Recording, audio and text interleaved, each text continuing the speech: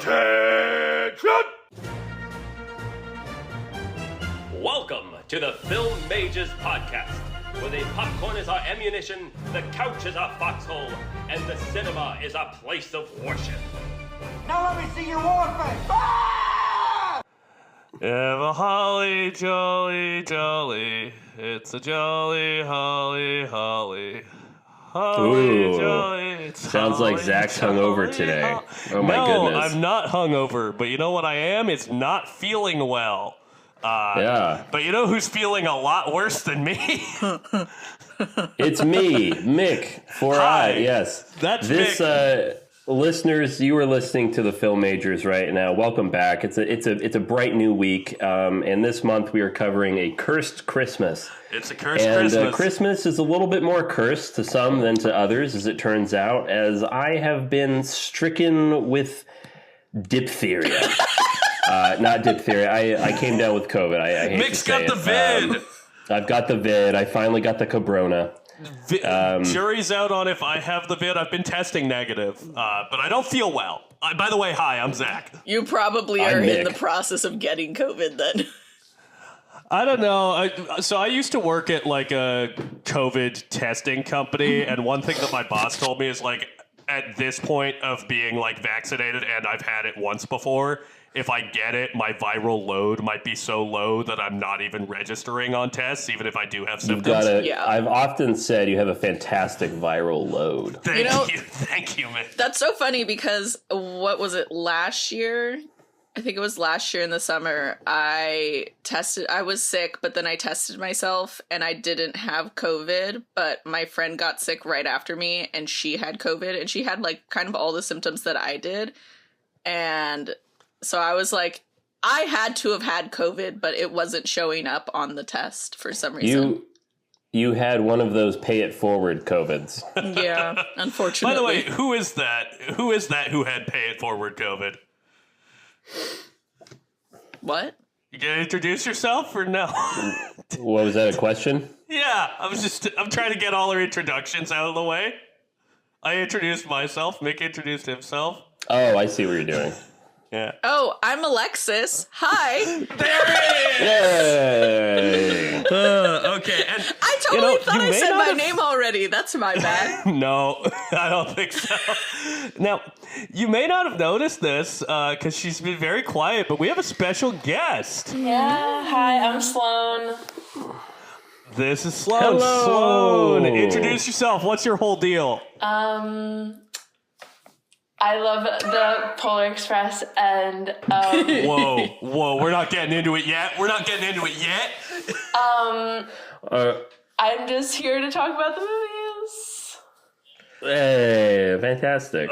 Sloan is a musician and a fellow podcaster and also my girlfriend. Yes. This is a nepotism podcast. Indeed. We've had my oldest friend on this podcast. We've had my brother on this show. You guys really aren't pulling out the nepotism card in the same way. And I'm like, what's going on?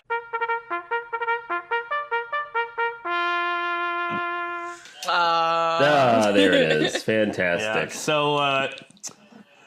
Yeah, so, since I've been in the House of Disease, I haven't been to the movies, but I did catch up on a film that I missed earlier this year, and that is Sanctuary. Finally saw the erotic thriller Sanctuary, and I don't think I liked it quite as much as Mick and Alexis, but I thought it was a fun time overall. Margaret Qualley's very good in it.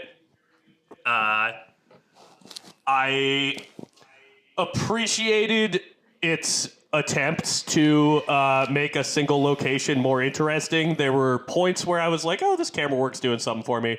Then there were other points where I kind of felt like it was just kind of doing flourishes for flourishes' sake.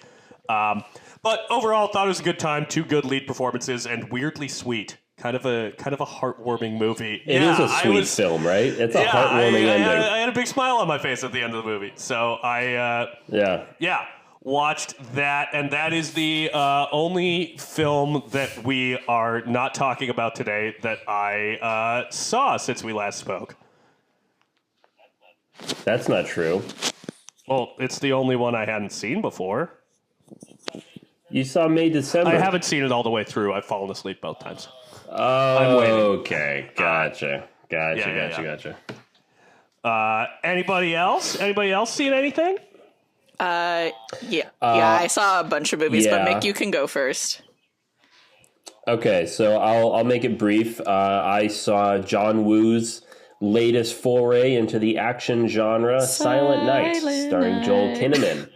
Yeah. And it's not great. I hate to besmirch one of the master action directors himself, John Woo, but if you had told me that this movie had been directed by a up-and-coming stunt coordinator turned director, I would have believed it, because it didn't have the polish. It didn't have, it sounds so pretentious, but the master strokes that you would expect, someone with the experience that they have to deliver. And also, it does not at any point give you a slow motion shot with doves flying away, which if you were an action fan, you know that is a staple. That is a staple of John Woo films. It even appears in Mission Impossible. Franchises be damned, I am John Woo. There will be Let doves. me woo you with my doves. And it does not happen in The Silent Night. Another reason it's called Silent Night, it is technically a Christmas action film, but the hero is mute, more or less. I heard that there is not a lot of dialogue in this film. I did not know that there's practically no dialogue at all. So kind of a similar gimmick. So you have a lot of to No One Will Save You. Right, you have a lot of characters that are. They look so badly like they want to speak to one another, but you can just tell John Woo's behind the camera going, like, no, you do not say anything. It's not that great. I mean, you can catch it on streaming, and even then, I don't know if you need to see it. I was on the way back from the theater. I was like, could you see this on an airplane? No, I feel like if I saw this on an airplane, I'd probably turn it off. Brutal. So yeah, too bad. So sad. The other movie I saw, I finally caught up. Sloan, I don't know if you've seen this yet. You might have seen it with Zach, but I finally watched The Holdovers, directed by Alexander Payne. And I really liked it. I thought it was just so heartwarming. I thought it was so funny. I thought it was so heart-wrenching. It was a beautiful, beautiful story. I love a movie when you watch it, it feels like you've met new people, where you actually know these characters. You've learned their faults, you've learned their aspirations, and you kind of know who they are. It was such a good time. I saw it at the Emmy Screening Theater in Burbank, which is a tremendous theater. Oh, look at me! I got the Emmy Theater. Oh, that's me. That's what you sound like. That's what you sound like right now. It was really well done. Paul Giamatti was fantastic, and you good a little bit. I feel like my brain is gaslighting me, but Paul Giamatti does not, in fact, have a lazy eye. No, he does. Yeah, that's his actual eye. Yeah, that's how his eyeball works. Are you sure? Yeah, absolutely. I've seen his eyeball like that before. I don't know that it was like that exactly when he was younger, but yeah, I think he has a lazy eye. But he definitely has a lazy eye.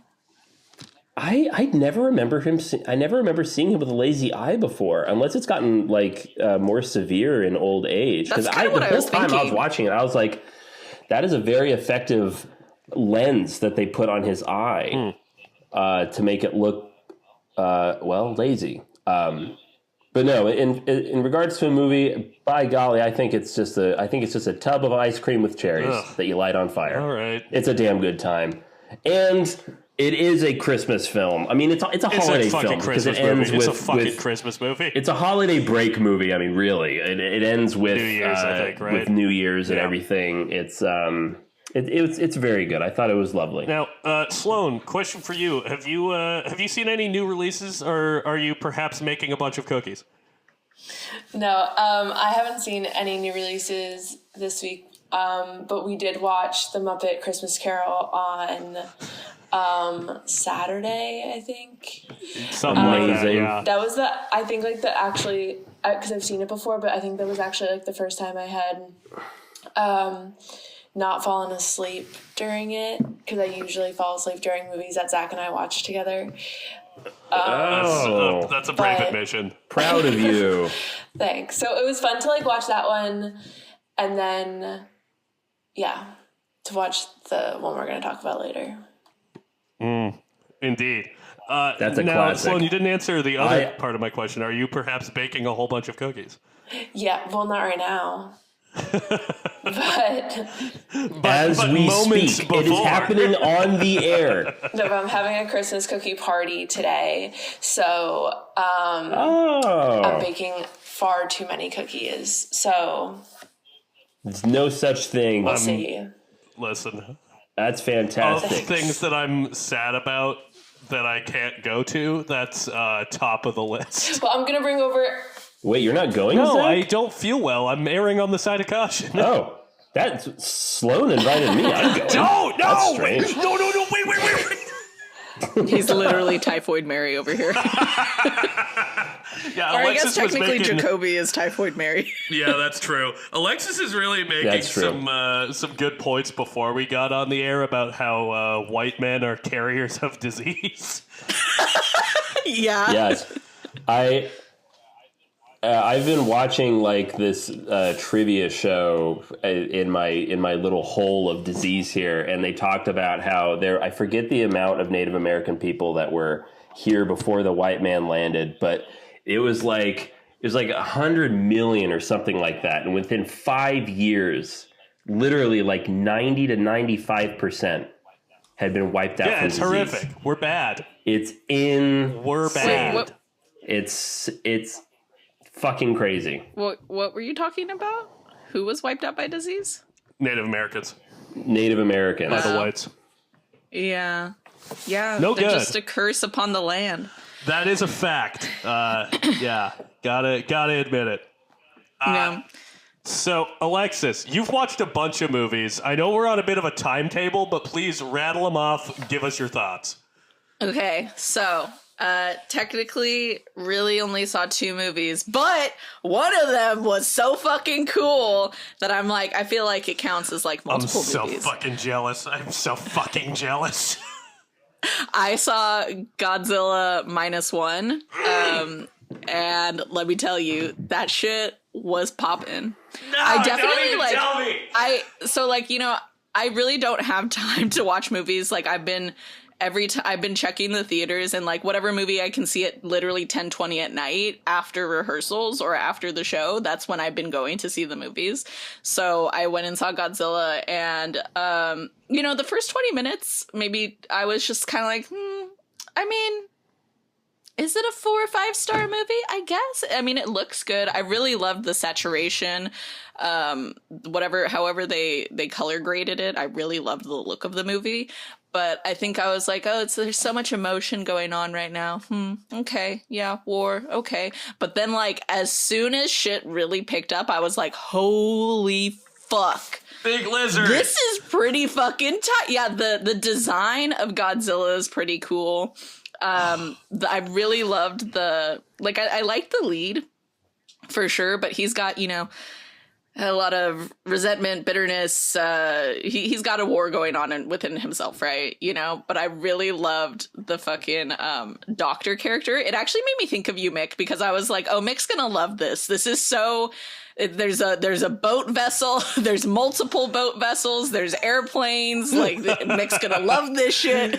Needle Mick. They Needle even, him in his rattle off seclusion. they even rattle off the name of the different types of planes and what makes it cool. And I was just like, God, Mick's gonna have a field day with this one.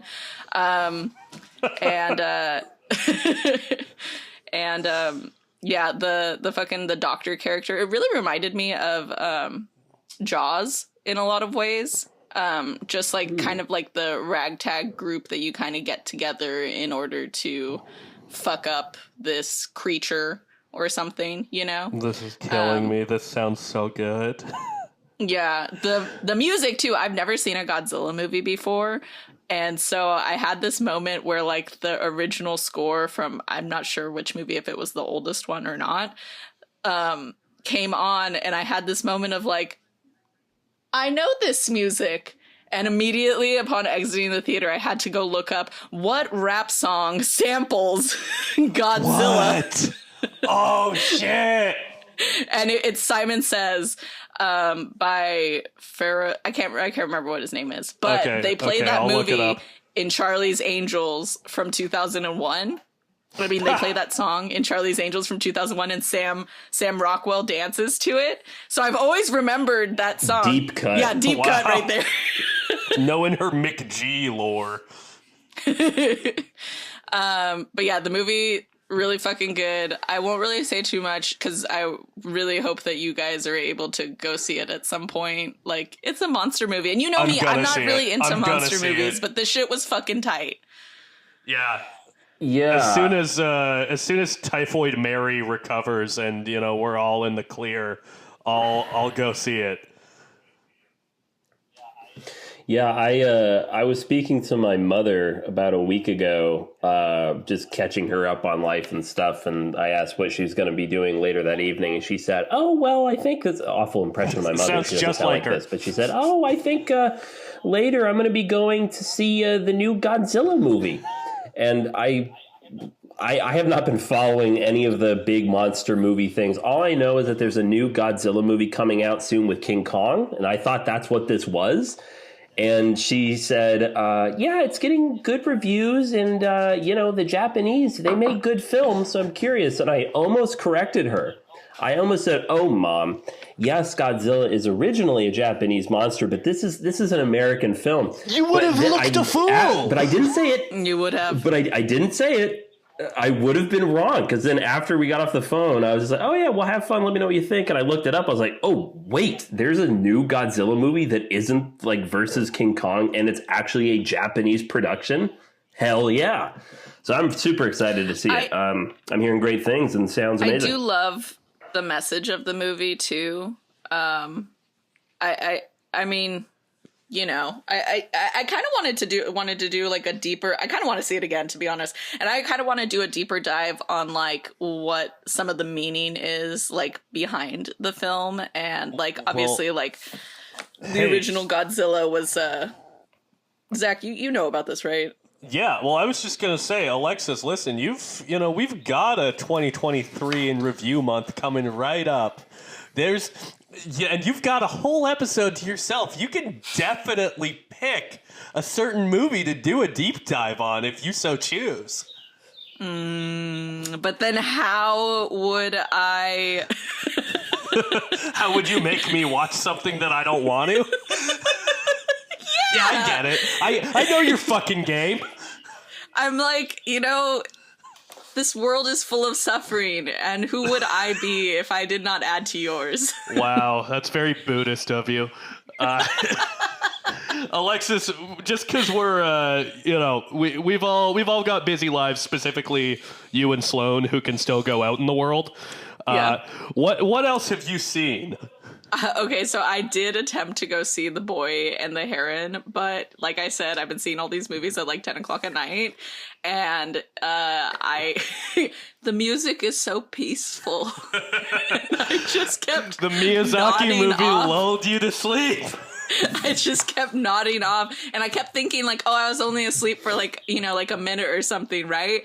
And then like after the third or fourth time that I nodded off, I was like, okay, and then I was like, when the fuck did we get here? That's exactly what was happening with me in May, December. The first time I'm now about halfway through it, but yeah, the first time I tried to watch it, I was like, and then I was like, how did I get an hour and a half into this movie? Yeah. The movie's only 2 hours long, so I think like all the times I accidentally napped was in the first half of the movie. But yeah, so it made it a little difficult to like have an emotional tether to the second half of the movie. So I'm going to have to go see it again. I saw it subbed, but I'm gonna see it dubbed next time, to keep it fresh. So, but There we the go. animation is beautiful as usual. Colors are nice. I'm sure. I think it has a nice message. I just, some of it was kind of lost on me because I didn't get some of the context for them crossing into this other world. So, but it looks good. It's Miyazaki, so. I heard that Robert Pattinson's voice was crazy. That when he went in to record, it took him such a short amount of time because he just nailed it automatically. Oh, I love that. Who does he play? I think the Heron.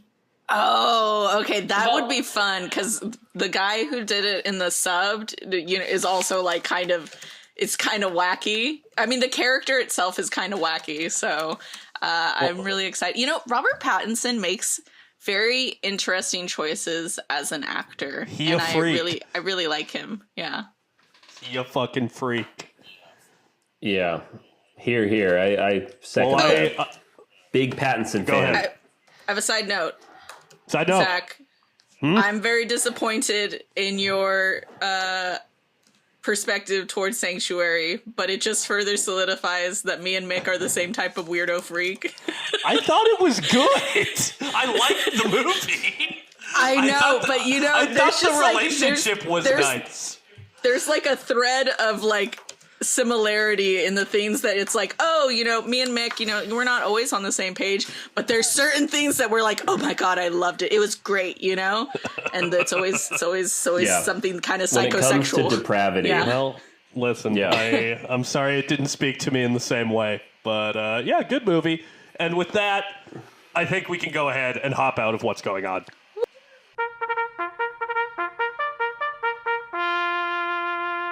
And now, what's that nipping at my nose? Oh my god. Are those footprints in the snow? What's up on the rooftop? It's a ghost Christmas!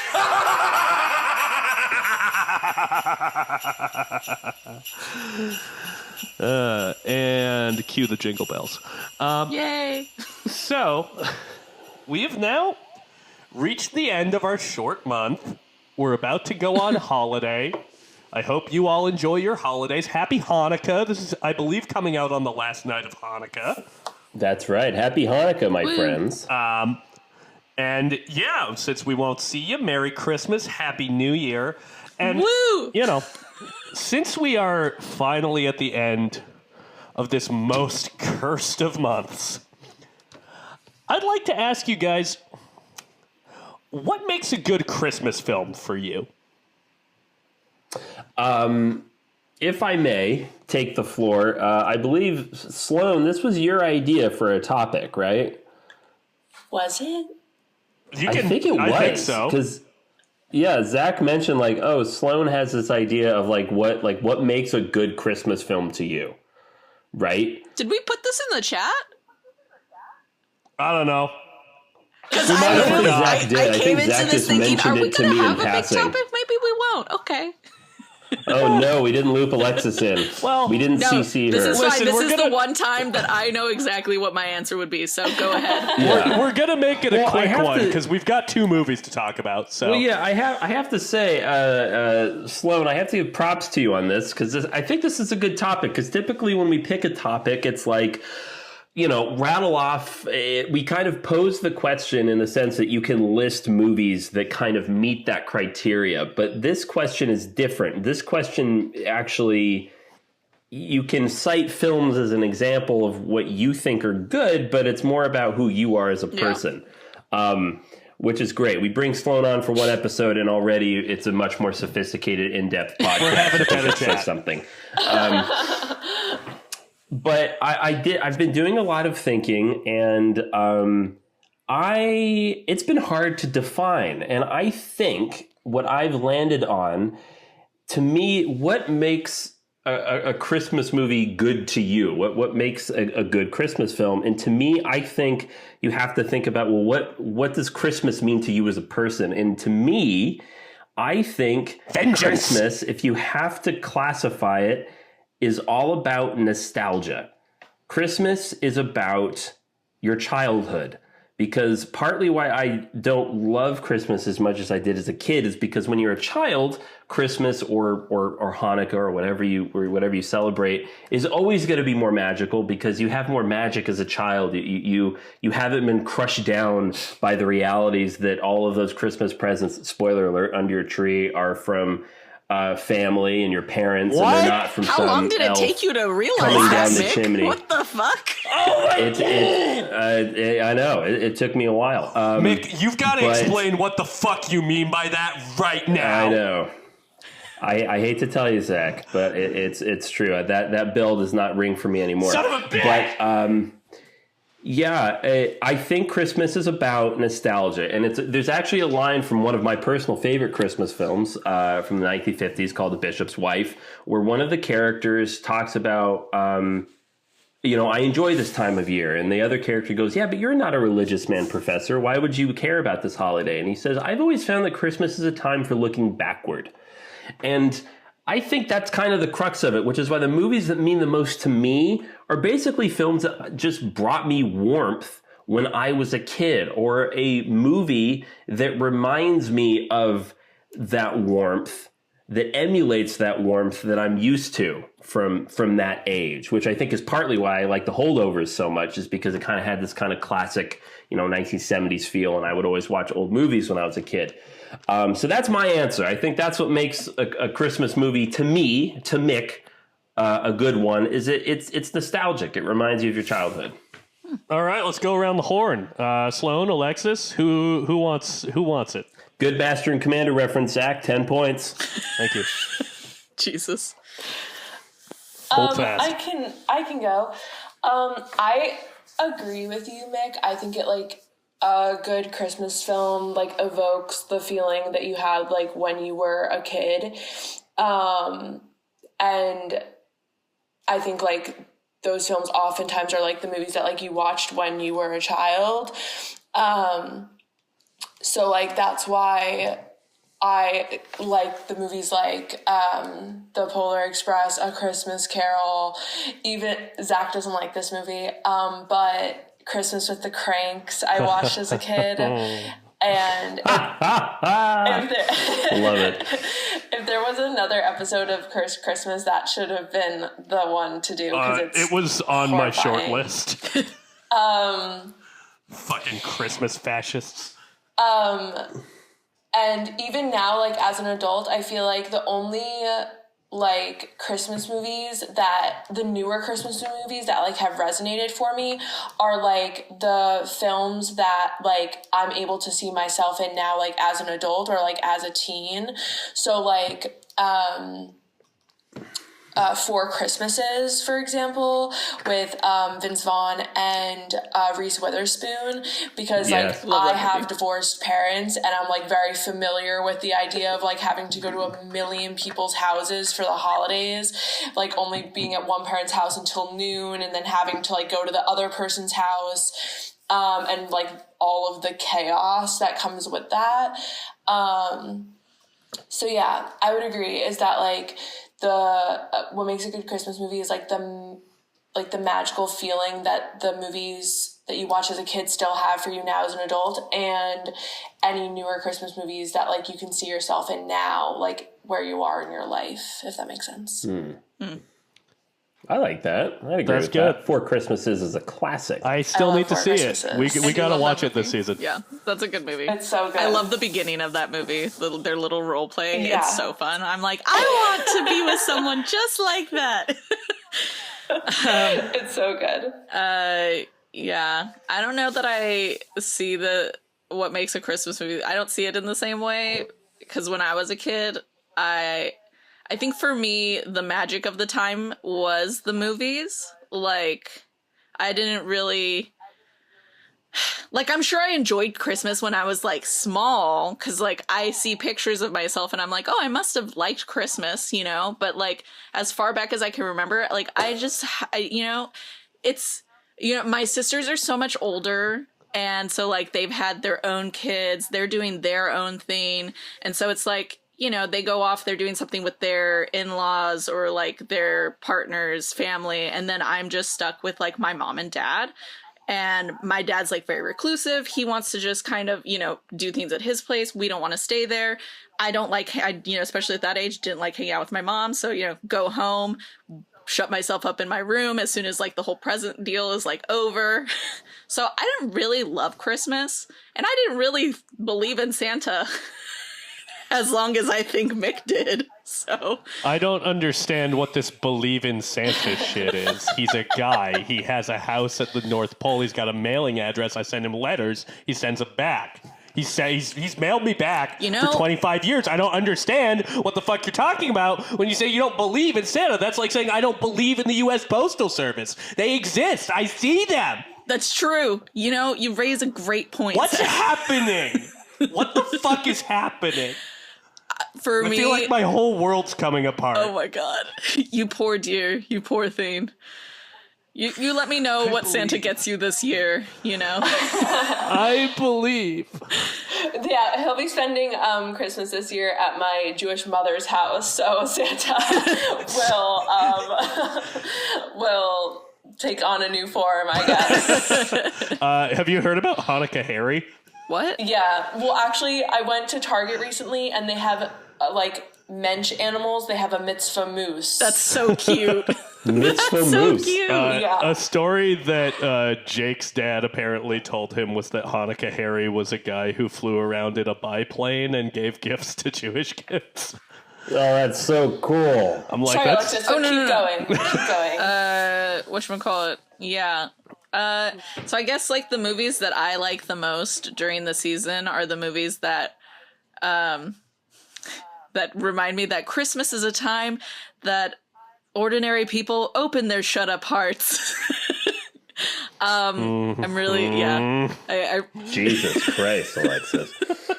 I've been in this goddamn play too long. Why did Alexis suddenly look like so poorly rendered and kind of like she crawled out of the uncanny valley? Is that Jim Carrey? Oh, no, I think that's Colin Firth. Yeah, no, every movie that I love the most is always a character who fucking hates Christmas, but is reminded, or like, you know, has some sort of reason to not like Christmas, but is reminded that, like, it's just a time to be with people that you love, and it's a time to appreciate being alive and to appreciate, like, you know, even just the little things of, like, the kids are really enjoying it, you know, and there's a certain magic for them, and, you know, like, don't get in the way of them enjoying their day, you know. So, like, that's why I love How the Grinch Stole Christmas. That's why I love The Polar Express. Is why I love, like, you know, there's just so many like It's a Wonderful Life, like a character that is so down and out that it's like, why should I be celebrating Christmas? And then they're reminded that, you know, here's the thing. What is it that they say in It's a Wonderful Life? No man is alone that has friends. That's one of my favorite lines in a movie, you know? Just, I think it's just that Christmas movies remind me that even in the smallest way, like, none of us are really alone, you know, especially if we're able to enjoy our lives, you know, even if there's not a lot going on, or, you know, we are down and out, you know, there is always something to enjoy. So, yeah. Well, It's a Wonderful Well Life said. That's a really good jumping on point to what I find makes a good Christmas movie. And is that it isn't really about Christmas. Yeah. Like, fundamentally, it has to be about something more thematically. Like, It's a Wonderful Life is, you know, about the small impacts we make on other people's lives, and it's about class. It's about a whole bunch of things beyond just Christmas. Or one of my favorite Christmas movies, and my favorite, most recent Christmas release, The Night Before, is about the importance of maintaining adult friendships and how your relationships grow throughout your life. Mm-hmm. But you know what's a movie that's just fucking about Christmas? in like the most nebulous sense, and is just about, oh, you've got to believe. You've got to just believe. Just generally believe. Everybody believe. That is The Polar Express, a film about nothing. And it is a 2004 Robert Zemeckis film starring mostly Tom Hanks. But that's not all we're talking about, because just because it's a short month doesn't mean we don't have to watch 4 movies. And that is because we are also talking about Robert Zemeckis' 2009 Disney's A Christmas Carol, starring mostly Jim Carrey, but also, as we mentioned, Colin Firth, Gary Oldman, and also Robin Wright and motherfucking Bob Hoskins in his last screen performance, which is so depressing to me. Which film? And Carrie Elwes. Yeah, weirdly, Carrie Elwes as like a bunch of ensemble players. Mm-hmm. So, which film would we like to discuss first? I think we should just go chronologically. We should just start with The Polar Express. That was released in 2004, and then we end on A Christmas Carol. We want to end on A Christmas Carol? I would rather end on a Christmas Carol. So, really quick, the synopsis of The Polar Express. Tom Hanks and director Robert Zemeckis, Forrest Gump, Castaway, reunite for Polar Express, an inspiring adventure based on the beloved children's book by Chris Van Allsburg. When a doubting young boy takes an extraordinary train ride to the North Pole, he embarks on a journey of self-discovery that shows him that the wonder of life never fades for those who believe. So, let's start. Boy, they're reading, really reading into that, aren't they? Let's start with our guest, Sloan. Me? What's your relationship to the film The Polar Express? I think that, like, again, like we were talking about, like, what makes a good Christmas movie. The Polar Express was, like, one of the movies that I watched a lot as a kid and that I just, like, really loved. And I think, like, that I was one of those kids, like, my parents didn't tell me that, like, Santa wasn't real. And I think I was always trying to, like, figure it out, like, as a small child, like, being like, what's the what with this? It's that he's real and he lives in the North Pole. Yeah. So I think, like, as a kid, I related to, like, the main character because I was like, I understand where he's coming from. I too want to, like, stay up all night in hopes of, like, seeing Santa come down the chimney or whatever. And I think that it just, like, encapsulates, like, the feeling of Christmas, like, really well. I really disagree with Zach's notion of it's a film about nothing. Here. Nick, how do you feel about that? Hey, the lady has the floor. Honestly, Yeah. There was a conspicuous silence there. Yeah, but I don't know. I just, like, there were, like, films that as a kid, like specifically during Christmas that I would watch a lot. And I think it evokes the sense of, like, magic and, like, child, like, wonderment or whatever. I don't know if that's a word. That, like, I think still holds up for me, at least. Alexis? Yeah, I mean, I kind of agree pretty much with everything that Sloan says. I think for me, the character that I related to the most was Billy. I saw this in theaters when it came out, so I was in, like, I think, like, 4th grade, maybe 5th grade. And Billy's also the only one that has a name. Yes, oh, that's yeah, correct. That's true. Yeah. Aw. Yeah, I'm a sucker for a Christmas movie that has a little song that makes me cry every time that I watch it. Like, that you do that and I'm sold for, like, the rest of time. All I need is a little diddly that will make me tear up and I will rewatch that movie again. But mainly, like the song from the opening of Jack Frost. Hey, it was a good diddly. No, it wasn't. Okay. But here's the thing about Billy is that like he's been so disappointed by Christmas, and like the whole point is for him to finally have this moment of like he gets what he wants and can enjoy the day the same way that everybody else has been able to. And there's just something that warms my heart about that. So yeah, and in general, like, you know what, that's all. I really like it, and we can get more into it after you guys do your little blah, blah, blah, blah, blah, you know. Will away. Mick, what are your feelings? Yeah. Funny enough, I watched Polar Express yesterday under the fog of COVID, and I was actually enjoying the film up until the song. That's when it lost me. That's I was like, when it lost God. You? God damn it. Okay. I know this isn't how I actually feel about the movie, but I'm sorry. Billy, that is not a child. I'm convinced.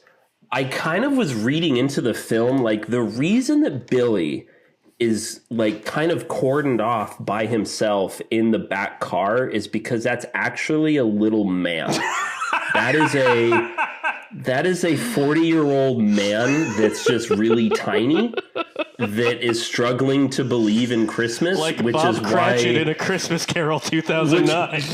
Which is why Tom Hanks, the train conductor, was a little bit like, oh, that guy got on the train. Okay, well, we're gonna keep him separated from the kids because we can't trust. Yeah, it's like those videos you see online of like there's all this hoopla on a school bus, and you see the bus driver toss off this child, and then it turns out just to be a little person in little kids' clothes, and everyone's like, "Oh, what do you mean disgusting. You see videos like this? What the fuck are you talking about? You've never seen that? No, I've never seen that a day of my life, Mick. That's not a thing. I'll send you those. Don't. They're pretty funny, actually. Please don't. But no, I think I disagree with you, Zach. I think the Polar Express is about something. Oh my God. It's just what it's about. Maybe in the grand scheme of things, isn't that profound to an adult, but to a child, it's incredibly important because it's about faith. It's about the importance of believing. Okay. Because here's the thing. Can I please? No, here's the thing. Can I No, please? you cannot. He has Here's the floor, thing. Zach. Because like Sloan, the Polar Express, I identified with quite a bit as a kid. Because I did identify loved the book. with it as a kid. I loved the book as a kid, too. It's beautiful, beautiful paintings. It's a beautiful story. And my dad, bless his heart, when he knew that how important that story was to me and how important, Santa was to me, he actually went out to an antique store and bought this old bell. That's so cute. That looked exactly like the one I think my mom from did the the Polar exact same Express. thing when I was a kid. Yeah, and it was like in this little thing, and I would like ring it, and I could hear it, and that to me, for little simple Mick, was enough to be like, "Oh, I hear it." That is what I call you. I do call you Little Simple Mick to other people. Yeah, just so you know. And we would always tie it to like the tree. But my parents went like above and beyond when it came to like the whole illusion of Santa. Like we would leave out carrots and bell pepper for the reindeer and cookies and milk for Santa. And overnight, like my parents would like gnaw off the ends of the carrots and the bell peppers and would throw it up on the roof of our house. So when I would wake beyond up, what my parents were doing. I would come out and there would be like nubbins of carrots like up on the roof, and I'd be like, "Oh my God, fucking the reindeer actually ate it. You can't fake this." And then all of this stuff, they would like go above and beyond. So when eventually I did lose the magic of Christmas, I don't know if you remember this, but back in the mid 2000s, there was this website called like Email Santa. Did you ever do that? No. It went around. It was popular in the school I went to, and I remember emailing Santa when I started to have doubts, and he actually like got back to me. I was like, "Oh my God, this is so crazy!" And I went to school. I printed out the email, going, "See, you kids, it's real, because I would always go onto the NORAD website where you can watch Santa being tracked over the North America. I bought into it. But then this one night, I had just this little sliver of a doubt. And I emailed Santa again, being like, can you just show me like a miracle? Like, just show me one thing, just anything. I just need a little shrivel of something. And he sent back the exact same email that he had sent me the week before. And I was like, oh, this is all fake. This is stupid. And so that was the last moment. That's when Santa died to me. Anyways, that has nothing to do with the Polar Express. This is a little story about me. It was Story Corner with Nick The Polar Mooney. Express is about, but no, it is, because what I'm it's talking about Santa how as important God. that was to me. It's fucking nuts. The importance of magic to a child, which is why so often kids, that when they watch like Harry Potter and then they get older, they get depressed that Hogwarts isn't real. It's because when you get older, you realize that maybe magic is either something that isn't real, or it's just something that we lose touch with when we're an adult. And the importance of the Polar Express and what it's about is holding on to that childlike wonder, holding on to those dreams It's about and believing in aspirations that Santa we hold Claus on until to. you're an adult man, until you're a fucking adult man. No, that's not. crazy. That's not what madness. It's about. I think that, It like, is. there's This is a movie about like the Hey, I haven't gotten to say my relationship with this movie, and I'm getting into it. This is a movie about like the theological belief in Santa Claus as a deity. It's fucking weird. It's bizarre, and it's like, oh, you need to believe. Believe in who? Believe in Santa. Why? He brings presents. Who does he bring presents to? Not the poor kids. As soon as you fucking think about this movie for 2 seconds, it becomes insane. And also, Wait, what are you talking about? Not the poor kids. yes, Billy is a poor kid. But And he Billy gets a gift. didn't get presents for years before. Why? Why didn't Because he? the parents of Billy are clearly hoarding them for their drug trade. Okay, well that's nuts. See, you have to do things like that. And then when this movie is not like throwing down fucking insane plot elements about like, again, Santa as this like pseudo god figure, it's fucking just throwing like mind-numbing roller coaster simulations at you, and like some of the most haunting looking character designs put on a film in fucking history. Because this is my relationship with the Polar Express. I liked this movie quite a bit as a child because I was like, oh, it's like the picture book. It's not like the picture book because it throws a bunch of other shit at you. And watching it again as an adult, I was not only like, oh man, this fucking, story is insane, like gobbledygook, but this movie looks like a fucking nightmare. The faces are too stiff, the lips don't move right, and I know this has been said over and over again, eyes are dead. This is the cinematic encapsulation of the uncanny valley, which is, for those of you who don't know, the notion that as character designs become closer and closer to replicating a actual human being, when you get really close to being looking like a person but not actually being a real human being, your brain starts to like pick up on that and become really unsettled. It's why like Mick and I have been talking this, like a Pixar movie or another film that I watched yesterday, which is also a mocap film, The Adventures of Tintin, don't like ick you out in the same way as the Polar Express does, because this movie looks fucking nightmarish and it haunts me. I don't like CGI like railroad conductor Tom Hanks, who, decides that he's going to like throw a child off of this train. That's he doesn't.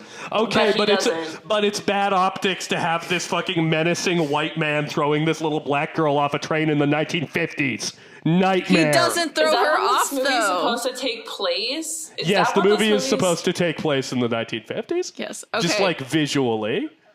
Zach, are you done making complaints?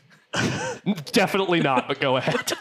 Okay, so with Billy, very specifically, he in the song, the little girl is like, when Santa's sleigh bells ring, and then he says, "I never hear a sound." And as far as like canonly, like in the movie, if you don't hear Santa's sleigh bells ring, then you have no real belief in Christmas. So As far as the world of the movie, he has not been visited because he has no belief in Christmas. And I think that stems from, like, the class kind of thing where it's like... Yeah, I think it stems from him not getting presents. Okay. Okay.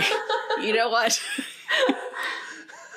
If I could street fight you about this, I would, but I can't. And I definitely don't want COVID. Yeah.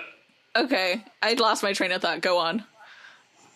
No. You were saying that Santa sleigh bells ring. He doesn't believe that's why he didn't get presents in the song. And like if you obviously all the kids that are in the main car, they all have some form of money. They're at least like lower to like middle class, like lower middle class or whatever. They go past the fucking Henderson's or whatever that fucking store is, and they're like, oh my god, the store, let's go look at it. Oh my god, I love going in that store. These are kids that have something. They have parents that provide enough for them to believe in Christmas. Can you imagine like growing up so poor that like your family doesn't have the money to even get you presents? Because what Billy's saying is that he's not getting presents from Santa. He's not getting any presents. That's how poor they are. And so like, how can you have this belief in Christmas when you don't have anything to provide for you? Like there's so little hope for that class of citizen at Christmas time is kind of, I think, what they're trying to get at. And the whole him being cordoned off, I fully believe, because when kids are little, like when I was in Catholic school, like all of us were like lower middle class to like middle class, and some of them were a little bit richer. And there was like, like one kid who we all knew was like poor, and they just get like ostracized. And even if you wanted to be friends with them, you're so concerned with like, oh, maybe the optics look bad if I talk to them because nobody else is talking to them. There's such a social hierarchy with kids that I'm like, it makes a lot of sense that like the poor kid would end up ostracizing himself and while, same time being ostracized by the other kids. So I disagree with everything you said, Zach. Why didn't Santa give him presents? Santa didn't give him presents because he's poor. I mean, sure, yeah. You're saying he didn't get presents from his family in earlier years. The parents never instilled the beliefs of Santa into him, and therefore they didn't give Billy gifts because he's a 40-year-old man dressed as a child. That makes more sense to me. Okay, wait, can I bring something else up? Also, I would like to say that I think the reason that I have been chosen to be a guest on this podcast for today is because I love these two movies and I love Robert Zemeckis for them. I love it. I will die on the hill that The Polar Express is a feminist film because the little girl. Yes, the little girl. Literally, honestly, this is the best argument defending the Polar Express that I've ever heard. I'm loving this. Every time, like, Zach ever doubts me, is like, are you sure? I'm like, don't be the little boy in the Polar Express, because the Polar Express... Literally never said this before the last time we watched the Polar Express. No, that's not true. I have said it before, and you were like, you're going to compare me to the little boy, because you thought that I was comparing you to the blonde little boy, and I wasn't comparing you to the blonde little boy. I was comparing you to the hero boy. Yeah. Is he a hero? I don't know, because he's constantly doubting this fucking girl who clearly knows so much better than him. That's his name in the credits, Alexis. That's his name in the credits. He literally is constantly doubting this girl, and like, for what? Like, are you sure? Are you sure you can give the little boy the hot chocolate? Are you sure that's the right lever to save the train? Are you sure this is the right way to go? And then at the end, the last time he asked her, she's like, yes, I am sure. And it's like, confidence instilled by men doubting you, a feminist film. Wow. You know what I mean? Incredible. Yeah. No, actually, yeah. That's a great 100%. Read. That's the most compelling argument for this movie being about anything. So you know what? I'll see. And I will even go a step further into saying like how this film is all about like believing. It's like it's also about like believing in yourself. You know what I mean? Gun to my head. Yeah. Well, you know what? I think that's a compelling argument for this film. I still don't like it, but that's something in there that I can respect. Can I have a grudging credit to the Polar Express corner from Zach? Of course. Despite how little I like the look of this film, and I do not like the look of this film, I will say that this is the first fully motion capture movie ever made. So, you do have to give Robert Zemeckis some props for developing this technology. It's something that has been seen in basically every blockbuster film since Avatar in 2009, which I don't know how much credit I should really give Zemeckis and Image Movers for developing technology that Cameron and his team used on Avatar, because I know they were working with Weta, who, developed motion capture technology to create Gollum. But this film does still hold that recognition. They did develop some really complicated systems to achieve these effects. So, the Polar Express did walk so that other films could run, and I'll give it some credit for that. And, when I say walk, I mean kind of like crawled at me creepy style, like a James Wan character. I was going to say it walked so that James Cameron could run, but I don't even know if I agree with that because of what you just said about Weta.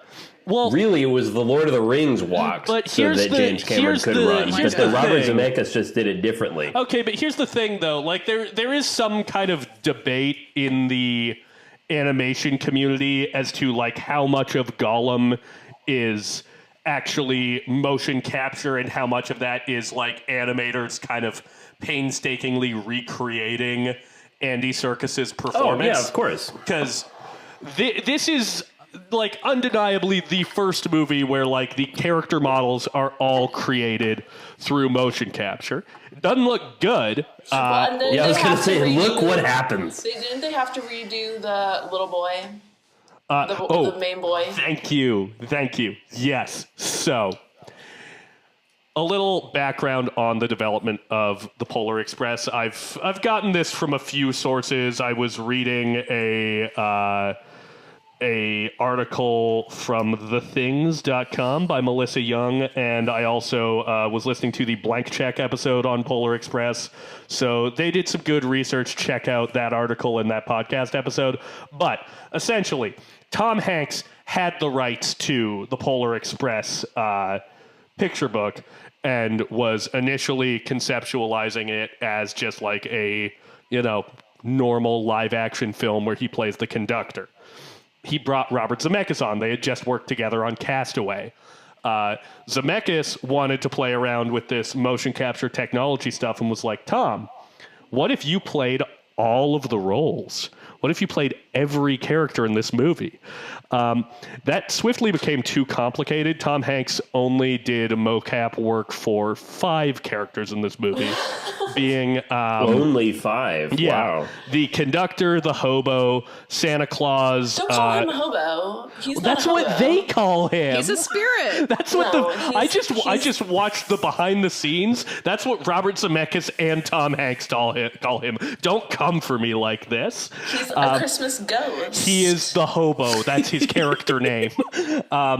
Then he also plays Hero Boy's father, and he did the motion capture work for Hero Boy. Initially, he was going to do the voice for Hero Boy as well, but they tried it, and it was too fucking disturbing. So they had the kid who played Judy from Spy Kids come in and do the voice. Fun fact. Daryl Samara, who's Meghan Trainor's husband. Thank you. The original teaser trailer that came out for the Polar Express, which I vividly remember as a kid. I remember this teaser too. It's like one of my earliest memories. When the child, the hero boy, said when Tom Hanks goes, "Well, you coming?" and the hero boy goes, "Where?" and he goes to the North Pole, of course. in the original teaser, the young boy, when he says where, is Tom Hanks saying where. I remember that. They hadn't corrected it yet, because I remember as a child hearing Tom Hanks go, where? Like, from this little boy. I remember going, what? That's not right. Wait. And I kept expecting it, like on a rewatch. I'm like, all right, let's hear Tom Hanks' voice with his kid. And I was like, oh, they must have fixed it. But I remember the teaser trailer. They must have gotten feedback from that teaser, because they went, okay, no. We actually have to hire a child for this, because this isn't working. But it's funny you mentioned that, and that jogged my memory. I was like, oh my God, that's right. They use it in the trailer. Oh man, yeah. That's fantastic. Well, do we have other stuff about the Polar Express? Yes, I didn't- I have something. Okay, go for it. I didn't Yeah, realize Alexis, that go Daryl Sabara did the voice for this. That's so cute. Aww. That's precious. Go on. He was Junie in Spy Kids. Yeah. I love him and Megan's videos on TikTok. They're so fun. Yeah, I feel like the Polar Express. I don't know a movie that he's done since then. No shade to Daryl Sabara, but I have no idea. Yeah, no, a movie he's done since then. Nick? Sabaro. Yeah. Okay, so I actually, weirdly, I'm actually friends with one of the people that is in this film. Her name is, she goes by Izzy, but her name is Isabella. We've worked together before. She voices the hero's sister in the very, very beginning, the sister Sarah or whatever. And I remember when I first met her, I was like, oh, like, what are some other stuff you've done? And she goes, well, have you seen the Polar Express? And I go, Did she say it like that? yeah. She goes, well, I'm in that. Oh, okay. Cool. So yeah, no, she plays, that's just a little tidbit. She plays Sarah. Izzy, if you're listening to this, you're the best part of this film. Aww. It's a great movie. Oh, you should be proud. I really like the Polar Express, and I thought Robert Zemeckis did actually a pretty good job on a rewatch. I was kind of impressed with the magic that they managed to show visually. I thought it was actually quite an enchanted adventure. What fucking believe it or not. planet am I on? Partly why I don't like How the Grinch Stole Christmas is because of how wacky and neurotic and over the top it is. And I like how the Polar Express, for parts of it, are kind of quiet. And that's part of why I like the book, is because if you've ever been out in the snow at night, you will know just how quiet it is and how there's this sort of magic that comes from that. And the parts when you are out in nature, and you're seeing the train going through this, very crazy railroad system, I thought was just very, very cool. Having said that, Zach touched on this briefly. It's clearly that, to me, that Robert Zemeckis has just run out of ideas of, like, how do we make this thematic? I counted 6 times this movie turns into a roller coaster.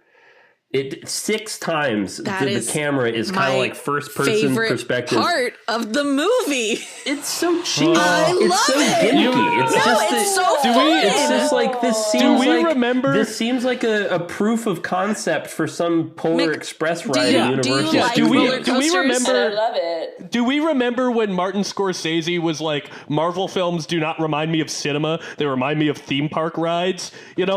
These are fucking theme park ride movies. This is not cinema. Okay. This is a theme park ride. Also, this movie is for children.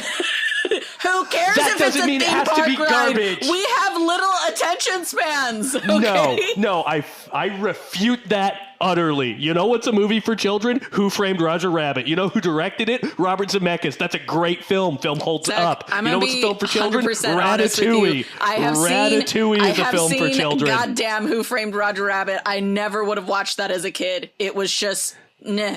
I watched it all the time as a kid. Also, watched it all the time as a kid. You're Loved gonna it. die on that Cartoons. hill. We're gonna die on this one. I'm just I saying. have to give a soft you don't retort. have to. You don't have to make bad movies for kids. It's not I a think bad Roger movie. Rabbit has moments. It's a terrible one. Roger Rabbit has moments that are like a theme park.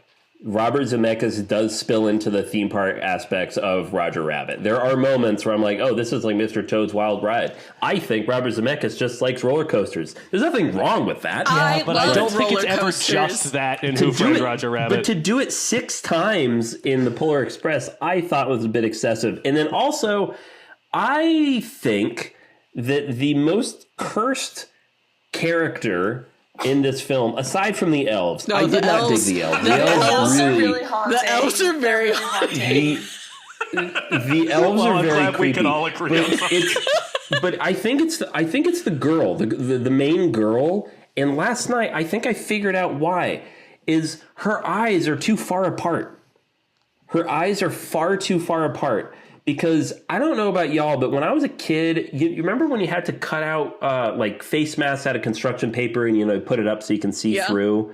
When I was a kid, I would always cut the eye holes way too far apart. I was always like, yeah, this is how far apart eye holes are. And then I'd put it up and I couldn't see because the eyes are over here. And I remember as a learning kid, so I much remember about you. distinctly having that memory of, wait, human eyes are actually quite a bit closer than you would think. So as I was watching this movie, I realized that all of the characters' eyes are at a pretty good distance from one another, except for hers. I don't know why they had hers far apart. And I looked up the actress who plays the girl. Hero Does she have Girl. a character name? Hero I don't Girl. think so. Little girl? Hero girl. Yeah, Hero Girl, played by Nanya. Or Nona. She's a beautiful woman, and she kind of looks like the character, but they spread her eyes apart. They made her look like a praying mantis in the movie. I don't like it. That's so fucked up. I also don't like. I don't like the train engineers, the guy with the beard, No, I fat love guy, him. Caribou. Smokey. It's awful. I love when he's pulling on his beard. He's It's like, all awful. I hate that. I literally wrote that down as a note, Alexis, for one of my favorite parts. No. I was like, he's Listen. communicating with the caribou. There are so many good films for children. It doesn't have to be like this. No, and this is one of them. I really No, it liked isn't. this part. I really liked the part. Like one of the roller coastery parts, like the most like cinematic part of the movie, I thought was during when the golden ticket like goes out of the train and you watch it Yes. like drift and turn into a snowball. And No, that was cool. I agree with that. That was cool. I really like that scene. And then the scene where the train is going across the ice reminded me of Togo. And then what were the 6 that you found to be roller coaster parts? So you start with the when the train is accelerating far too much. Yeah. And then it's going up, and then it goes down. That's the first one. Where they're, like, at the front. Yeah, when they're at the Oh, front. there's one before that. There's the one there where another he's one on before that? the, The one- the skis. Yes, the one where they're on the roof of the train. Yeah. And then he goes Oh, into the yeah, cold. see, I didn't even count that one. You didn't count that one? I didn't even So count there are that one, 7. but sure, yeah, we'll add that one. And then there's the one when you're on the ice, and then there's the one where they're on the boxcar after it's been going down when it's going backwards down that slope, free falling. That's I guess the third one. The fourth one is when they are in like the package plant with the gifts, and they're sliding down the ramps. It looks like they're in like a luggage facility at an airport. It's just there's so many. And then when they're in the tube train going to visit Santa, everything's a roller coaster. Is that like all of those moments that you're talking about are the moments that I so viscerally felt like, oh my God, I would just love to be there right now. Like that sounds like so much fun. Like those were moments that as a kid, because I've that's always fair. loved roller coasters, and that's even gotten even worse as I've grown older. I'm just like, the thrills, the moment of death is coming. Like I No, I'm with you there. I'm with you. Right? So all those things that you point out, I'm just like, these were the moments where I truly felt like, oh, I'm here, I'm paying attention, because like it feels thrilling to me to like imagine myself as a kid trying to be there, and like when they're at the nose of the train and they're like coming down the hill, the supposedly like most steep hill ever, all I could think about was, oh my God, how crazy would it be to like be on the tip of that nose right now? Oh my God, that'd be crazy. I don't know. It's just the most exciting parts for me. So you're wrong. And Well, we should probably pivot to our other film, but I'm just going to say this is the Devil's film. If there's anything else about Polar Express, I have a few more things to the add. elves and Santa feel like a cult. It's the Devil's for film. sure. It's the Devil's film, and I hate it. Yes. Let's go to that, because that I guys, agree. we have a whole other movie to talk about. I know, but when they're singing, better. What's Santa the Claus is Santa's coming coming to to town. town. Right, when they sing Santa's Coming to Town, I was like, oh no, they're fascist. This is like, it felt like a Nazi rally. Like when they're bringing I would out like argue that it doesn't feel like a Nazi rally. I would argue that it did. I would argue that it doesn't, because the elves are all inexplicably like Brooklyn Jews. Like, No, that's really confusing to me, because at one point, Yeah, like, you I didn't was pick like, up on that? He says the word mashugana, and Yes. I'm like, I've only ever heard Jewish people say Yeah, that. I'm pretty sure that's Yiddish. I missed that. Yeah, Yeah, no, there's a when- whole bit where they're talking about a little boy named Steven Yeah. who's from Steven Spielberg's hometown. And he's from New Jersey. Okay. Yeah, also, Robert Zemeckis is Jewish as well. Like, Yeah, no, I'm not saying they are not. I'm just saying you can't call the Jewish elves Nazis. yeah, that's in poor I'm taste. saying that Nick. it emulated a Nazi rally. That's what. That's the Mick, level you of fucked up. discomfort You're a I was racist. feeling when you see the big Cancelled. doors open. Cancelled. You see this Cancelled. huge Cancelled. shady figure of Santa. Cancelled. I was like, Cancelled. this is really unsettling. I don't like this. It reminded me of the scene from The Last Crusade where Indy and Indiana Jones show up to the book burning my rally. God. And I was like, oh, this is, God, the hero boy's going to turn around and there's going to be Santa and he's going to sign his autograph in his little book. Okay. Didn't like that. Well, but hold on, we Zach, are I'm not so done. At running the out of time. end, I have to say, as much as this movie is very cursed, and I do have problems with it, there was something at the end of the film that maybe I don't personally enjoy it, but technically speaking, this is a 5 out of 5 picture. oh my God. For what one is very it? simple What is reason. it? It's because there's a blimp train. Fuck you. At the end, there's a blimp, Fuck off. and in the same I and in quit. the I'm same done with the frame, podcast. in the same frame, there is a train. And this is the rules. I don't make You the rules, do. guys. If you have a frame that contains both a blimp and a train, it is a 5 out of 5 film. So I have to Which is- doff my cap, Robert Zemeckis. You made it. Which You is made so it funny classic. because Son of a Mick's bitch. been complaining to me all week about how I've cursed him into the depths of purgatory by rating no. these things so highly. And, like, listen, ultimately, Yeah, as it turns out, this is a damn good Fuck movie. you. I was like, oh my god, go to hell. Go to hell. This is how it ends. Oh, Stop the wow. Polar Express. Okay, I want to well, get of off. course. Okay. Pull the fucking emergency brake. We're talking Wait, about a wait, Christmas Carol now. Wait. No, Side there's note. no way. Side note. Steven Oh. Tyler as the elf at the end. No, That shit just took me out. That was It took me out because me and my so sister bad. looked at each other in the theater because we saw this in theaters last week, and we were. She was like, "Is that?" And I was like, "Yeah, it is. Oh yeah, 100%." Cursed. Yeah. That Yeah. moment, Oh, cursed. that was awful. Well, okay, so Devil's Film, hate it, terrible movie. Okay, now, A Christmas Carol. I'm going to read the synopsis. Though London awaits the joyful arrival of Christmas, miserly Ebenezer Scrooge, Jim Carrey, thinks it's all humbug, berating his faithful clerk and cheerful nephew for their view. Later, Scrooge encounters the ghost of his late business partner, who warns that 3 spirits will visit him this night. The ghosts take Scrooge on a journey through his past, present, and future in the hope of transforming his bitterness. So, A Christmas Carol. I also saw this one in theaters.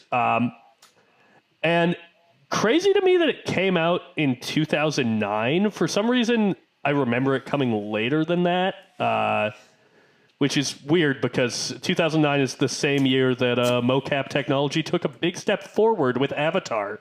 But you wouldn't know it. You wouldn't know it. You would. You would not. Because this movie looks markedly better than the Polar Express definitely.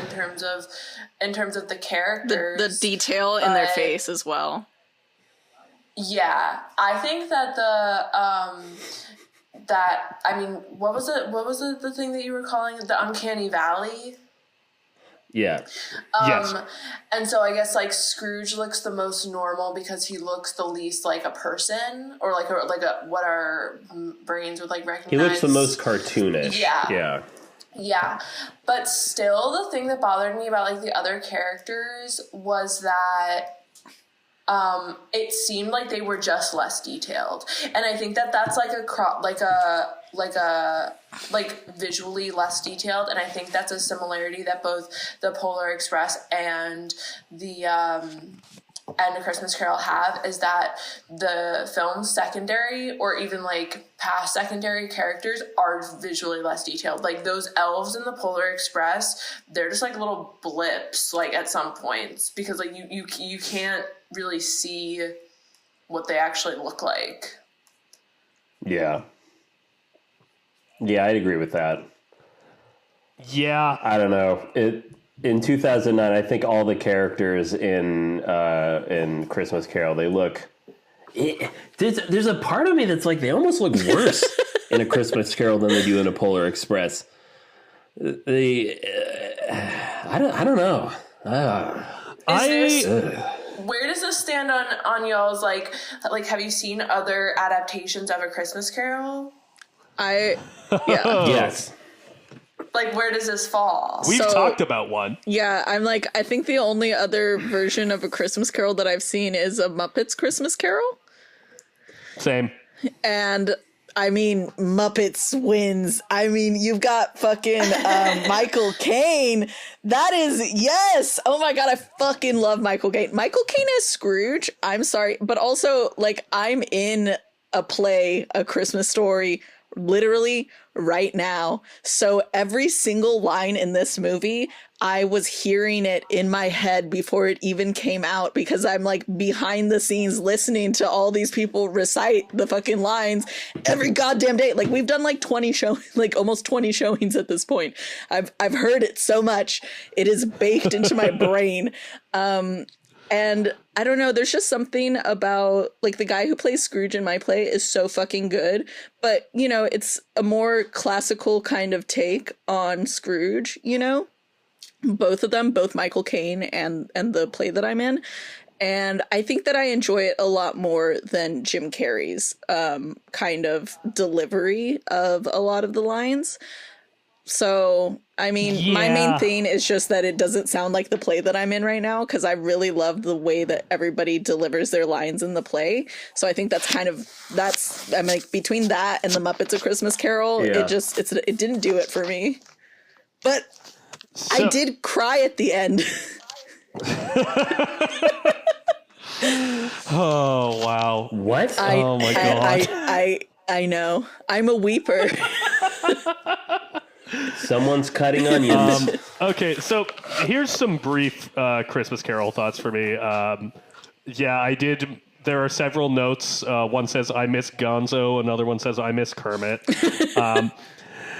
But generally, like, the Polar Express, as we have discussed at length, is a movie that I do not like, not only for its weird, like, visual trickery and mocap stuff, but also because I think that movie is insane. This, I think, is actually a pretty good adaptation of A Christmas Carol, like script-wise. Zemeckis, this is Zemeckis' only solo screenwriting credit, which is kind of weird. Okay. But I think that like he stays pretty close to the source material. You know, he brings back in Want and Ignorance, the two children under the robes of the Ghost of Christmas Present. I did not like them, but I liked what they did with the characters in showing that a poor boy, you know what, actually, Zach, I'm stepping all over you, so you say what you like about it first. Oh, well, no, like I think that I was just saying I think that this is a pretty good adaptation of the story. Yeah. But I think that like this movie is much more hampered by the way that Zemeckis has chosen to tell this story than the Polar Express is. I think I would not like the Polar Express, I don't think, if it was a live action movie, if it was the same story but told in live action. This I might like more, but it still has all of these weird little flourishes that I think detract from the story. Like you get the whole chase scene with the Ghost of Christmas Yet to Come where Scrooge becomes tiny.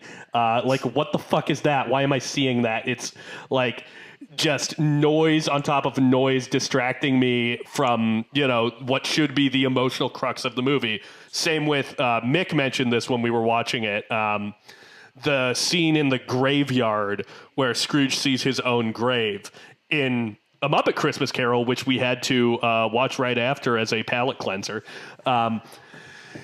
That scene in the graveyard is like very somber and like you feel, you know, Scrooge's regret and like you really feel like he's been on an emotional journey and has like reconsidered his life as opposed to just like a bunch of scary shit has been thrown at him. And in this, you get there's all this lightning and thunder, and then Scrooge gets thrown into his grave, and it's all just noise. So I think that it's gimmicky. Yes. Yeah, the way that Zemeckis has chosen to tell this story has severely hampered what's, I think, a pretty solid script. Yeah, Sloan, you asked how many Christmas carols have we seen? I've actually seen quite a few. I've seen the 1935, I've seen the 1951, I've seen A Muppet's Christmas Carol, I've seen this now, and then I've also seen Scrooged, starring Bill Murray. I do not. This is a bit of a hot take. I do not like Scrooged. I'm not a huge fan of that movie. I don't like Bill Murray, which I think is a hotter take. That's a hotter take. I'm not a. Yeah, that is a much hotter take. I do enjoy Bill Murray, but I don't enjoy his foray as Ebenezer. I would say this is definitely ranking lower in my list. I think I might prefer it a little bit more than the 1935 version, just because in the 1935 version they do something that really bugs me when the ghost of Bob Marley visits Scrooge. He's not Bob Marley, he's Jacob Marley. The Muppets have gotten into your Jacob fucking Marley, head. not Bob. In the Muppets, it's Jacob and Robert Marley. When the ghost of Marley visits him in the 1935, there's a voiceover that goes, I am the ghost of Marley. Only you can see me. And we don't see a ghost. Because they didn't have the effects to do it. So we just have to buy that, okay, there's a ghost in the room. So don't like that. So this is above funny. that just a little bit. That's funny. And I will agree, actually, that this iteration does two things that the Muppets does not do, which I would imagine is because to make it a little bit more family friendly, is when Jacob Marley is talking about how those who are greedy, that live in the afterlife, that are basically sentenced to purgatory, all we want to do is to right our wrongs and to help those who have nothing.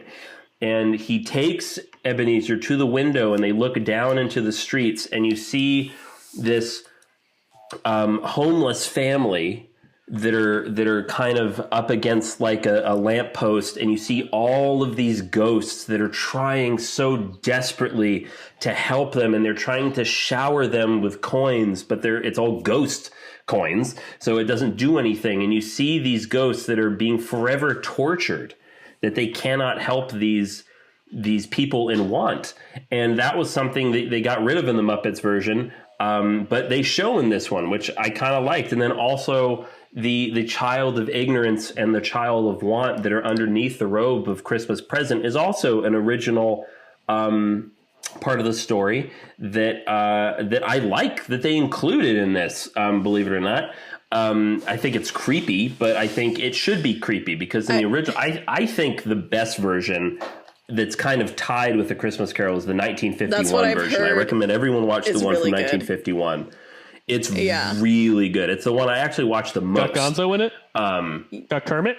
It doesn't have Gonzo in it, but the scene where the ghost of Christmas, the yet to come, takes Ebenezer to see his tombstone, and the 1951 version is really unsettling. They really play up the existential horror of that moment, which they do away with in this version because, again, it's just a big strobe light show and everything, and it just distracts. But watching this and to a certain degree, Polar Express made me realize something about Christmas films that I do enjoy, which is I like a haunted Christmas. I do enjoy a film that combines Christmas and the supernatural because the hobo ghost on the Polar Express, I kind of like that aspect of it. And in this part, in A Christmas Carol by Robert Zemeckis, the part that I actually enjoy the most, where I was actually buying into the film, the whole time I'm watching this movie, I'm going, oh, I don't like this. Oh, I don't like that. Oh, that's a weird choice. When you get to the ghost of Christmas yet to come, and you see this shadow of these two steeds, these two horses, and you see their silhouette, their shadow projected onto this brick wall, and you hear the sound of these chains and everything. And that was when I was kind of buying into it, going, okay, here we go. We're getting gothic. We're getting dark with it. And that's where the story should go. And then they shrink Ebenezer, and he's trying to not get crushed by horses, which completely takes away the heavy dramatic beats of that part of the story, which is him reckoning with his actions and his existence rather than, oh, I hope I don't get squashed. Anyways, that was a very long-winded way of saying this does not rank highly with my Christmas Carol, but there are moments that I think he did do right. I just think he shot himself in the foot by making the movie a little bit too gimmicky. So, Sloan, what's your relationship to Robert Zemeckis' as A Christmas Carol? Because you made me watch this a couple of years ago, and it's why I picked it. I think it's just like another one of those movies to me. Like, I remember we had to read A Christmas Carol in the 7th grade, and it was just like still one of those Christmas movies to me. Like, I like how it looks, even though like I wish the other characters like didn't look so weird. I do like how it looks, and I think it just like encapsulates the feeling of Christmas. And yeah, I think I really liked reading the actual book in school. I've seen a black and white version of A Christmas Carol. I don't know which version that was. It was a really long time ago. I don't really remember it. I think I've seen parts of Scrooge, but then the only other adaptation of it that I've seen is Ghost of Girlfriend's Past with Matthew McConaughey. I love that movie. All right. JK, I take everything back. That goes before the Muppets. Whoa. It's a crazy. I love that it's movie. A crazy movie. I love that movie. And so yeah, I think that's kind of. And I also I like it. Feel like I think that maybe is the thing that like you don't like about it, Mick. But like, it's a Disney movie, so it's gonna be gimmicky. You know what I mean? Like at the end of the day, like you're watching it on Disney Plus. Like, I really like watching like the Mickey, Minnie, like whatever, because I used to watch those when I was like a kid. Like those stories that they have on Disney Plus. And I think like they kind of live in a similar world. I don't know that I agree with that, because you know what else is on Disney Plus? A Muppet Christmas Carol. That's not a gimmicky film. That's a great film. That's your opinion. Is it? Are you telling me that A Muppet Christmas Carol is not a great film? Is that the take you want to put out into the world? No, that's not the take that I'm putting out into the world. I'm just saying that there's lots of opinions. Wow, that's cagey. That's... Oh, man.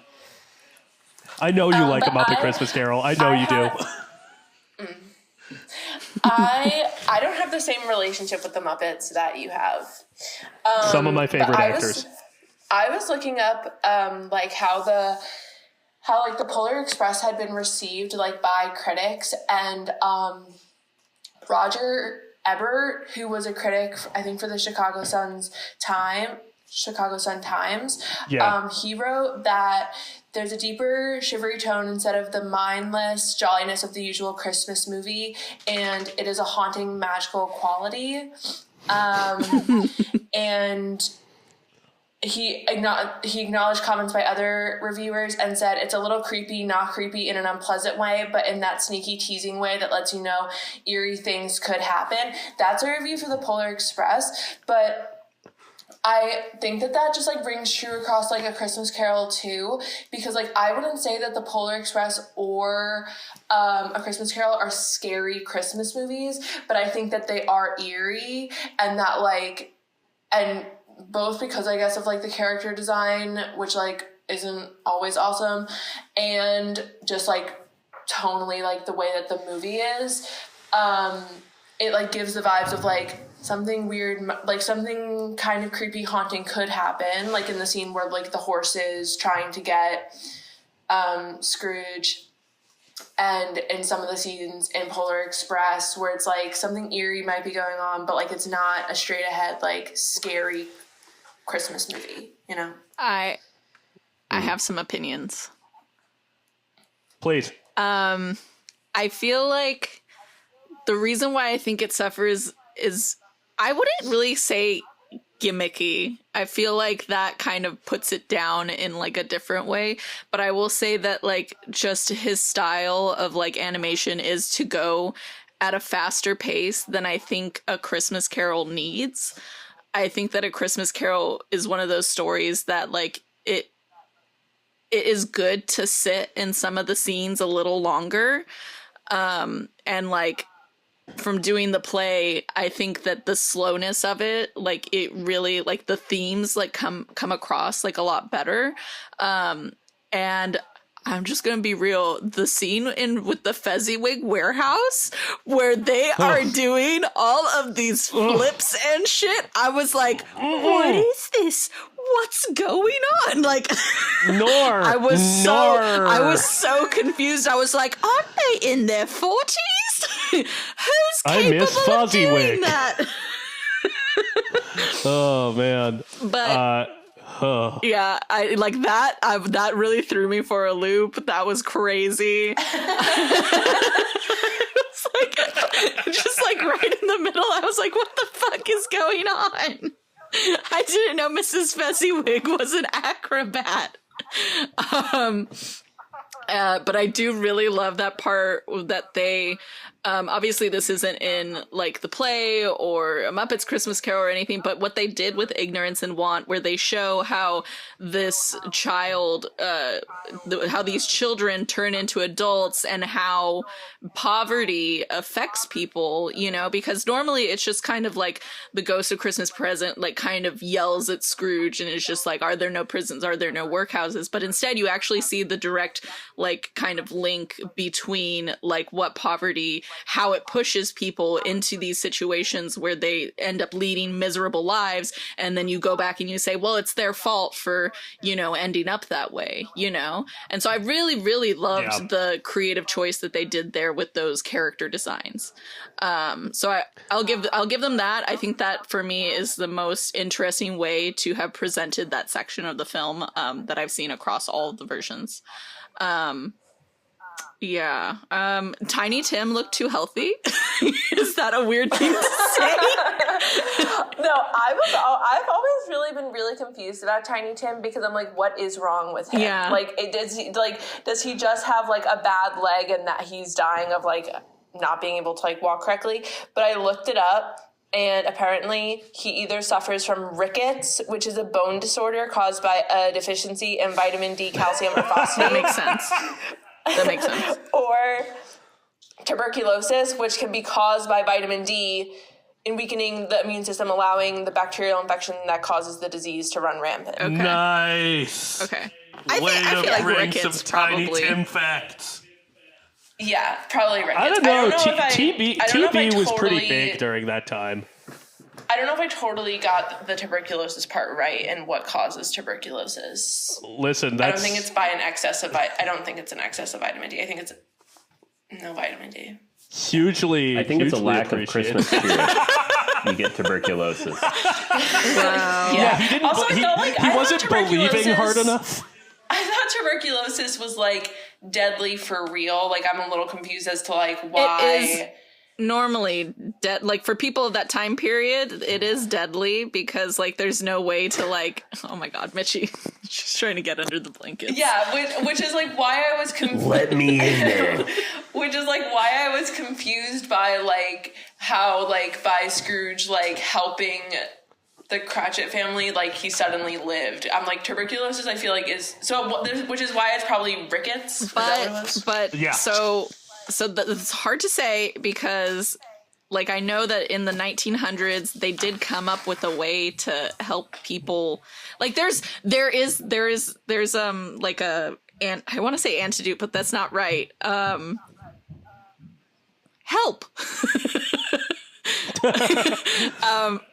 No, like a treatment? Yeah, a treatment. There is a treatment for tuberculosis that came about in the early 1900s. So, like, basically, like, you know, you don't die from tuberculosis anymore, you know, once you find out. No, for sure. Yeah, but, like, back then, like, they didn't really understand. They thought it was a family's disease and that it was just passed down. And that's why they could just, like, blame people for, like, having it. But actually, you know, obviously, it's a kind of, I think it's either virus or bacterial. So it is passed when you like, you know, spit swapping and all these different things. You know, that's why, you know, people pass it along to their, you know, their, what would we call them? I keep wanting to say a whore. Their partner. But that's not PC. What? They're sex workers.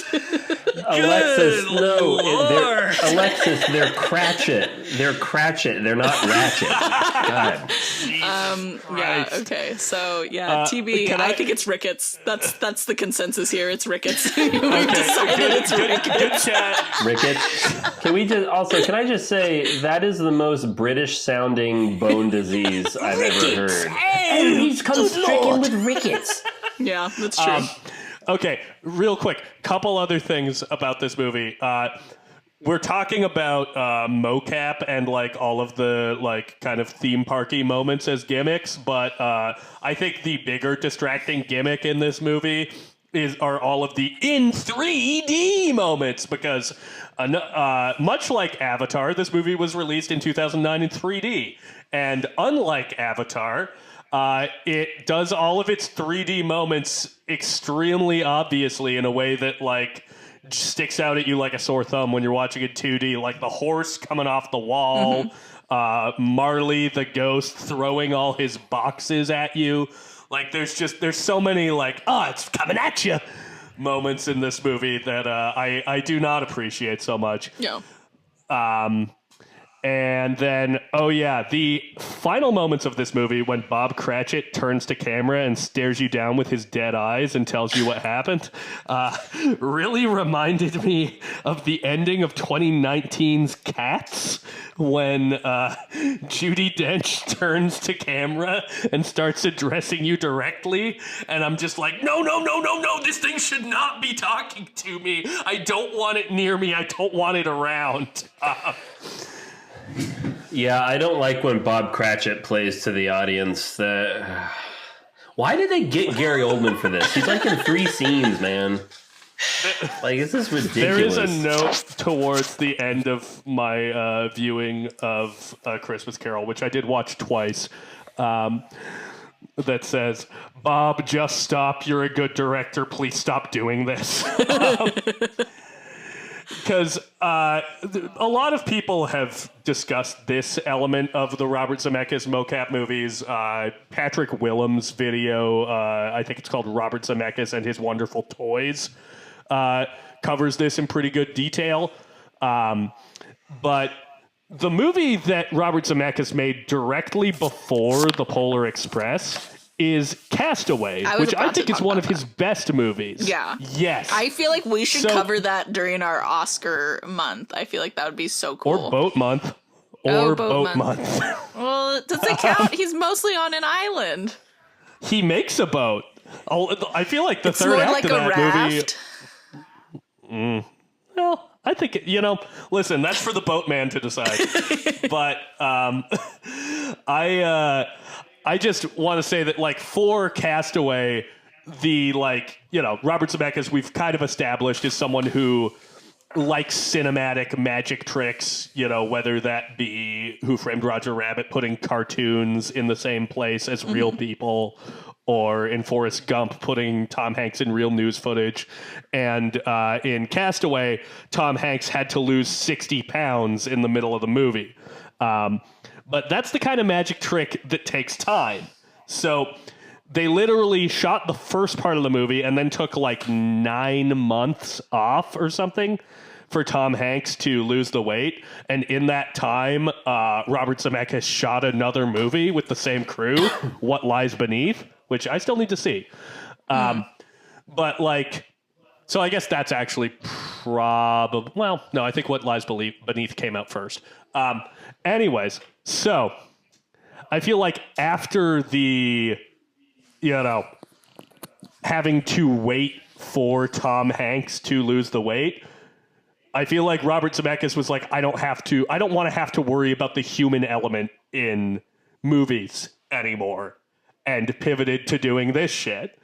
And it feels kind of like, although maybe for better reasons, like the shit that studios want to do today with AI. They don't want to have to... Now, granted, this is for, ease of achieving a creative goal, but, like, there's this impulse of, like, higher-ups in the industry to try to eliminate the human element of actors, and you can't, because that's what makes movies good. So yeah, that's or at the in to speak to that, having a movie where you have 8 characters and you have one actor playing all 8 characters, and then you have another actor playing all of the kind of glorified background. Yeah. All right, I gotta get the fuck out of here. I'm like, I gotta pee, right. I gotta shower, I gotta curl my hair. Okay, well, Alexis, fare thee well. We'll see you in the new year. Sloan, any closing thoughts? Yes, I had a couple. My favorite part is the Ghost of Christmas Present. I love him, and I love when he laughs himself into dust. And then just one more fact that I wanted to share is I was really confused when the Ghost of Christmas Present said that he had 1,842 siblings, and it's because every year there's a new Christmas present, and the film takes place in 1842. So there's been 1,842 Christmas presents up until then. I just thought that was fun. That's going to be Totally didn't get interesting because I have to that. listen to that line backstage every time. And I was actually the understudy for Ghost of Christmas Present, so I have delivered Hell that yeah, line you were. myself. Nice. I think those are all my big thoughts. Okay. Yeah. Nice. Well, Sloan, thank you so much for coming on the show. Mick? Yeah, thank you, because Yeah, thanks, I really Sloan. needed Thank you. backup for the Polar Express, like desperately. Yeah, for real. Happy to be Thank that. you. Yeah, this was a great episode full of holiday cheer. And one last thing I'll say, this is actually about Polar Express, is I have to give props to Zemeckis for employing a temporal pincer movement, because in the Polar Express we get both Ebenezer Scrooge and Pinocchio, Oh, fuck. which is a little sneak preview as to what he would be doing later so on with his fucking career. great. But with that, I bid both Alexis, Sloan, and Zach, and all of our lovely fans a wonderful, wonderful holiday Yes, season. bless. And a merry Christmas to you. And happy Sloan, you Happy got anything to holidays. plug at the... Indeed. Sloan, you got anything to plug at the end of this? I have a podcast called Formerly Straight. It's been on hiatus the entirety of this year, but we're coming back with new episodes in the new year in like a different format. And I also have I'm a musician. I have an artist project under the name Sloan Golden. And my first music will be coming out also at the top of the year. Hell And yeah. one other really quick thing that I wanted to say about this movie that Zach and I have talked a lot about is that Scrooge should have died like multiple times in the movie, because he falls down as like an old man. He's slips too and spry. falls multiple times. He shatters his And- fucking back on the stairs. Yeah. Yeah. Yeah. But yeah, thanks so much for having me on. I love these movies so much. Yeah, it was great. Of course. And I love talking with you guys about them. All right. Well, Sloan, thank you so much for coming on. You can, again, find the Polar Express if you want to watch it on Max, and Disney's A Christmas Carol on Disney+. And with that, the Film Majors is taking a little 2-week hiatus. We're going to enjoy our holidays. And when we come back, we will be giving you our best of 2023 list. So look out for that in the first week of January. And, you know, if you want to stay updated on what we've been watching, what we've been doing, I'll still be posting stuff on the Instagram story. That's Film Majors Pod on Instagram, Threads, Blue Sky, and TikTok.